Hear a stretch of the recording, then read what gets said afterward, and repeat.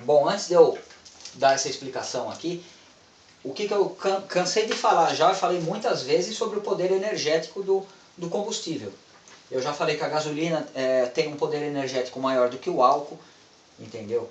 O efeito disso é que a autonomia com 1 litro de álcool é muito menor do que com 1 litro de gasolina, tá bom? O consumo do álcool, o consumo específico do motor a álcool é muito maior do que do motor a gasolina. Por quê? Porque ele tem uma menor energia armazenada dentro dele, tá bom? Então você vai precisar o quê? Você vai precisar colocar mais moléculas de álcool ali, justamente para você conseguir manter a mesma potência, tá legal?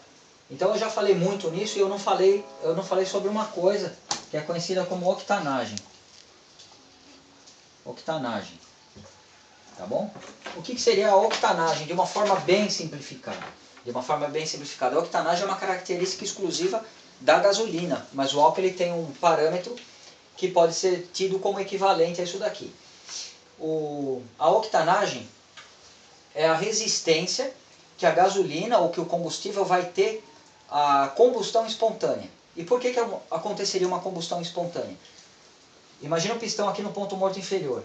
Você colocou a mistura aqui dentro, fechou a válvula de admissão. O pistão começou a subir. Subiu até o ponto morto superior. Aí veio a mistura está comportada ali dentro. Aí veio a faísca e você teve a reação química da combustão, explosão, força, pistão para baixo. Tá bom? Aí, como a gente viu no último vídeo, não, se eu conseguir aumentar essa pressão ao máximo aqui, eu vou aproveitar melhor o potencial do combustível. Então vamos rebaixar ao máximo, vamos acabar com a câmara de combustão praticamente. O que acontece? Se vocês voltarem no meu primeiro vídeo, o que acontece? Vocês vão observar que se você comprimir um gás, o que você vai fazer com ele? Qual que é o efeito dele? Ele vai aumentar de temperatura. E ele vai aumentar muito de temperatura. Então se você rebaixar o cabeçote, a temperatura aqui vai ser maior ainda. Então a octanagem é a resistência que o combustível tem de entrar em combustão espontânea. Tá bom? Mas qual que é uma coisa que faria com que o combustível entrasse em combustão? Que ele se queimasse. Vocês lembram que logo lá no começo a gente falou que você precisa do combustível, do comburente e do calor. O calor é fornecido pela vela. Agora imagina que você comprimiu tanto o combustível que você gerou um calor suficiente para ele entrar em combustão. O que vai acontecer? Antes da vela mandar a faísca, eventualmente você já pode ter uma combustão espontânea, se você tiver uma compressão muito alta. Então a octanagem, que é a resistência do combustível à combustão espontânea, à autoignição, que ele vai explodir sozinho, que poderia ser muito perigoso, porque ela pode acontecer antes da hora, ela pode acontecer de forma imprevisível, entendeu? É uma característica do combustível. Então você pega uma gasolina de baixa qualidade e ela tem uma baixa octanagem. Você pega uma gasolina um pouco melhor, ela tem uma octanagem um pouco melhor. Antigamente, para aumentar a resistência à detonação do combustível, era usado um aditivo baseado no chumbo, que é proibido, eu acho que já há uns 30 anos pelo menos. 30 ou mais. 30 anos ou mais. Por quê? Porque era muito tóxico. Como qualquer coisa de chumbo.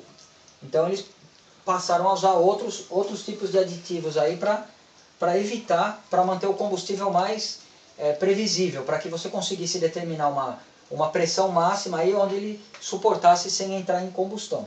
Tá bom?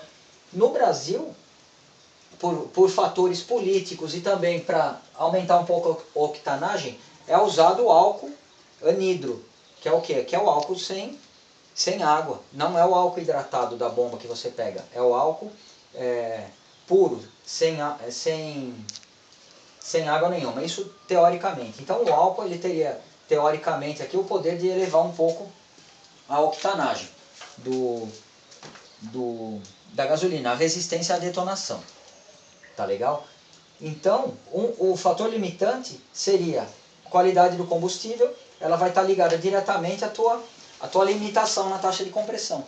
Tem uma outra coisa, a taxa de compressão por si só, se ela for muito alta, ela vai exigir, ela vai gastar uma energia ali do conjunto mecânico, do volante, ela vai absorver parte da energia do volante e do motor, porque você vai estar fazendo uma força maior ali. Então, existe uma série de cálculos aí para você achar a taxa de compressão ideal. A taxa de compressão ideal não é a maior possível. A taxa de compressão ideal é a que permita que o motor extraia o máximo de potência do combustível e transforme em movimento, não transforme em calor ou transforme em outros efeitos colaterais. Tá legal? Então, existe um limite sempre de como que você vai lidar com esse... qual seria o limite ideal para a compressão. No caso do motor a álcool, a compressão pode ser um pouco maior. No caso, por exemplo, do motor flex, que você tem uma mistura de combustíveis aí, como que ele lida com isso daí? Você imagina a seguinte situação, lembra do avanço da ignição?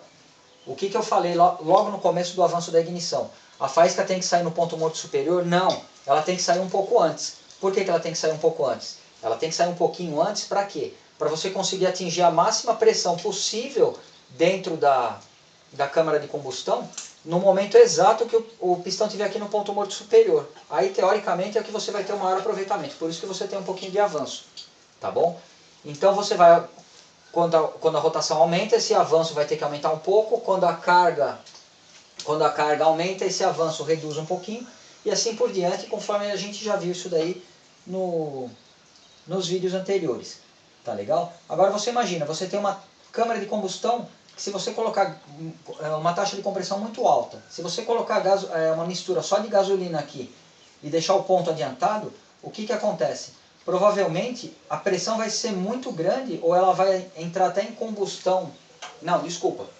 A pressão vai ser muito grande aqui no momento que você soltar a faísca alguns graus antes do ponto morto superior.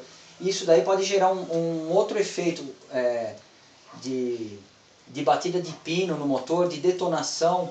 Detonação seria o que? Você tem a vela aqui, no momento que você começa a criar uma pressão violenta dentro do cilindro para empurrar ele para baixo, você pode ter um outro ponto muito quente aqui, normalmente próximo à válvula de escapamento, que vai criar uma outra explosão espontânea aqui, não vai depender dessa, entendeu? Então acontece quase que duas explosões, uma programada e uma sem programação, ou no caso da batida de pino, a própria, se o ponto estiver muito adiantado, você já tem uma ignição de forma irregular ali. E aí você vai ouvir aquele barulhinho. Por quê? Porque a ignição está acontecendo fora da hora que a faísca está determinando. Tá legal? Então, no caso, por exemplo, do flex, o que ele faz? Para você evitar um excesso de temperatura e de pressão aqui com a gasolina pura, por exemplo, o que ele vai fazer com o ponto? Ele vai atrasar bem o ponto. Para quê? Para que você tenha o máximo de pressão aqui, eventualmente quando o pistão já estiver um pouquinho mais para baixo. Então você pode ter, eventualmente, num carro flex, se os parâmetros ali da ignição perceberem que você está só com gasolina, você pode ter uma ignição exatamente como eu falei que não acontecia num caso normal, no ponto morto superior. Para quê? Para você ter para você ter o máximo de pressão quando ele já estiver um pouquinho mais para baixo. Caso contrário, você pode ter uma pressão muito alta aqui e a gasolina ela pode queimar de uma forma a causar uma pré-ignição, alguma coisa assim. Tá bom? Então, no caso do motor com gerenciamento eletrônico igual um flex, você pode se permitir aí a variar muito o ponto. Tá legal? Então tem um outro efeito. Quando você tem um fluxo de combustível aqui, eventualmente também você tem fases em que a mistura está muito pobre. Por exemplo, você está com alta rotação e baixa carga. Então se você tiver uma compressão muito alta numa situação dessas, você pode ter uma batida de pino. E o que você vai ter que fazer nesse caso? Você vai ter que atrasar o ponto. Pra quê? Por que você vai atrasar? Porque eventualmente se você deixasse aquela pressão máxima que você conquistou com a tua câmara de combustão reduzida acontecer exatamente no ponto morto superior, você poderia ter uma batida de pino, que seria a ignição aqui e uma outra ignição vindo de um ponto que está muito quente dentro da câmara de combustão. tá legal? Ou um ponto muito quente, ou o combustível mesmo, pelo excesso de temperatura e de pressão, entrando em combustão espontânea. Você pode ter uma série de fatores aqui que podem prejudicar e muito o funcionamento do teu motor. Aí o que você faz é eu rebaixei demais o cabeçote. Igual aqueles caras que gostam de fazer gambiarra. O cara tem um motor a álcool. Ah não, agora o álcool está caro, eu quero andar com gasolina. O que o cara faz? Ele enche o tanque com gasolina. Esses caras, infelizmente, eu não tenho nada para falar para eles. Porque eles me escrevem, meu motor é álcool. Eu não sei se ele é álcool ou se é gasolina, eu estou tentando rodar com álcool, o que eu faço? Eu nem respondo, desculpa, essas coisas, esse tipo de gambiarra, eu não vou perder nem o meu tempo para responder, tá?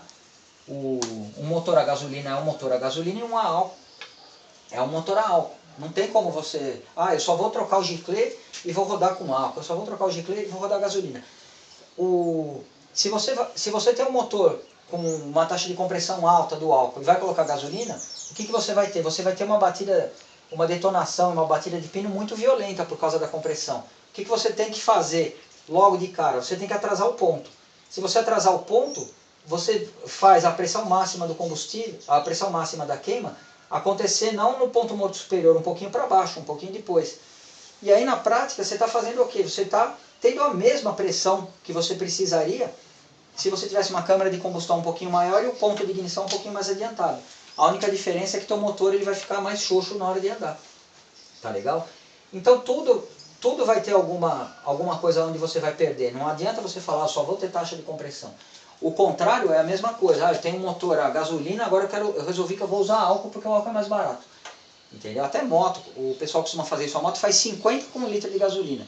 Mas pro cara não tá bom. Ele quer usar o álcool porque o álcool é 20 centavos mais barato. O que ele faz? Ele enche o tanque com álcool. Num carburador de gasolina, troca um giclê e coloca um giclê maior. O que acontece? Você tem uma compressão de 8, 9, no caso de uma motinho aí, a gasolina, e você não está aproveitando todo o potencial do combustível. Porque você poderia estar comprimindo ele mais ainda. Porque existe uma reserva ali. Então existe o limite de compressão. Se você não tiver no limite de compressão, por exemplo, se tiver um motor a gasolina usando álcool, você está perdendo o poder do combustível porque você poderia ter comprimido ele mais. Você poderia ter adiantado o trabalho do motor. No caso contrário, você tem uma taxa de compressão muito violenta, você fala, vou ganhar de todo mundo agora, vou rebaixar meu cabeçote ao máximo.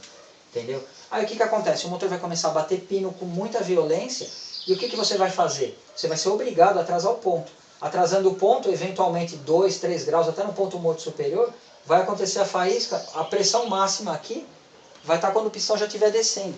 Então, o teu carro com o cabeçote ultra rebaixado e o ponto muito atrasado, vai andar menos provavelmente do que um carro que tem uma taxa de compressão mais conservadora e que tem um avanço de ignição um pouco ideal. Por quê? Porque na prática você vai estar com o pistão um pouquinho para baixo quando você tiver a pressão máxima do combustível aqui. Ou seja, a tua pressão máxima, apesar da tua taxa de compressão ter permitido que você tivesse potencialmente uma pressão maior, você não pôde, porque você estava tendo detonação, você estava tendo uma série de coisas.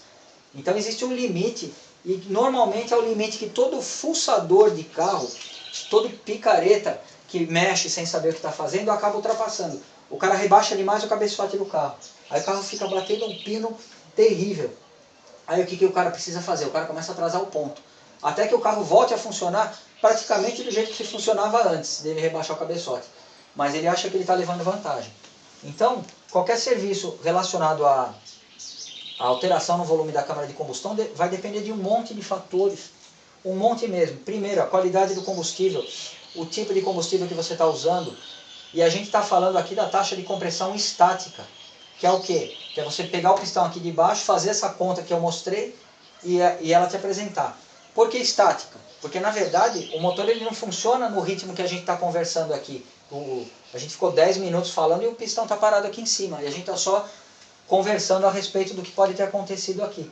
Existe a dinâmica. E a dinâmica é o que a gente vai ver mais para frente. E que é um motivo que é um dos mais importantes que vai influenciar justamente no quanto que você deveria ou não rebaixar o cabeçote do carro. Tá bom?